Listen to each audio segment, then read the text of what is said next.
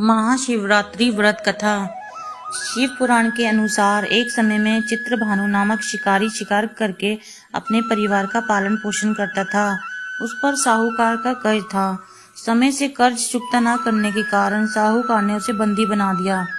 उस दिन शिवरात्रि थी। दिन भर वह भूखे प्यासे रहते हुए भगवान शिव का स्मरण किया और दिन गुजर गया। शाम को साहूकार ने उसे कर्ज चुकाने के लिए अगले एक दिन का समय दिया और चित्रभानु को छोड़ दिया। तब चित्रभानु भूख प्यास से व्याकुल होकर जंगल में शिकार खोजने लगा। देखते देखते शाम हो गई और फिर रात हो गई। तब वह एक तालाब के पास बेल के पेड़ पर चढ़ गया और रात बीतने की प्रतीक्षा करने लगा। उस बेल के पेड़ के नीचे शिवलिंग था। चित्रभानु अनजाने में बेल पत्र तोड़ तोड़कर नीचे गिरा रहा था जो शिवलिंग पर गिर रहे थे। इस प्रकार संयोगवश वह दिन भर भूखा प्यासा रहा, जिससे उसका व्रत हो गया और शिवलिंग पर बेलपत्र गिरने से शिवजी की आराधना हो गई। रात बीतने पर एक गर्भिणी हिरनी तालाब किनारे पानी पीने आई। तब वह धनुष बाण से उसका शिकार करने के लिए तैयार हो गया। उस हिरनी ने चित्रभानु को देख लिया।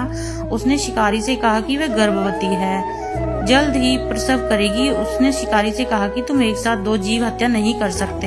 हिरनी के शिकार को वचन दिया और वह बच्चे को जन्म देकर आएगी, तब शिकार कर लेना।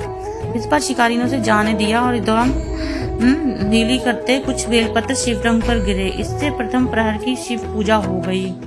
कुछ समय बाद एक हिरनी वहां से जा रही थी। तब शिकारी खुश होकर उसके शिकार के लिए तैयार हो गया। तब हिरनी ने उसे निवेदन किया, हे शिकारी, मैं थोड़ी देर पहले ऋतु से निर्वित हुई हूँ, कामतुर वीराणी हूँ, अपने प्रिय की खोज में भटक रही हूँ। मैं अपने पति से मिलकर शीघ्र ही तुम्हारे पास आ जाऊंगी।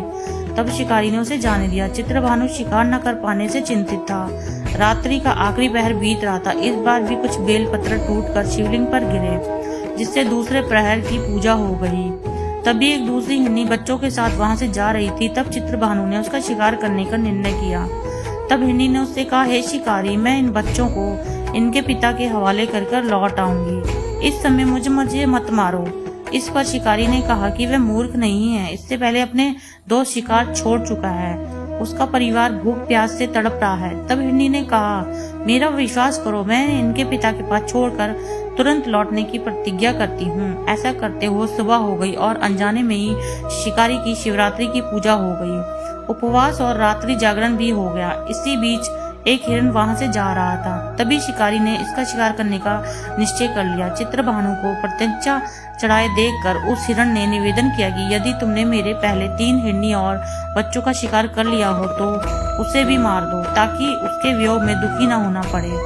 अगर उनको जीवन दान दिया है तो कुछ समय के लिए मुझे भी जीवन दान दे दो, उनसे मिलकर वह दोबारा यहाँ आ जाएगा। हिरण की बातें सुनकर शिकारी के मन में रात का घटनाक्रम सामने आ गया। उसने सारा घटनाक्रम हिरण को बताया। तब हिरण ने कहा कि वे तीनों हिरनी उसकी पत्नियां हैं। जिस प्रकार वे तीनों प्रतिज्ञाबद्ध होकर गई हैं, उसकी मृत्यु से वे अपने धर्म का पालन नहीं कर पाएंगी। जिस प्रकार तुमने उन पर विश्वास करके उन्हें जाने दिया, वैसे ही मुझे भी जाने दो। वह अपने परिवार के साथ जल्दी यहाँ उपस्थित हो जाएगा। चित्रभानु ने उसे भी जाने दिया। शिवरात्रि व्रत और पूजा होने से उसका मन निर्मल हो गया। उसके अंदर भक्ति की भावना जागृत हो गई। कुछ समय बाद वह हिरण अपने दिए वचन के कारण अपने परिवार के साथ शिकारी के सामने उपस्थित हो गया। उन जीवों की सत्यता, सात्विकता एवं प्रेम भावना को देखकर चित्रभानु को आत्मग्लानि हुई। उसने हिरण परिवार को जीवन दान दे दिया।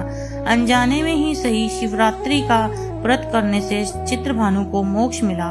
मृत्यु के बाद शिवगण उस शिकारी को शिवलोक ले गए। हर हर महादेव।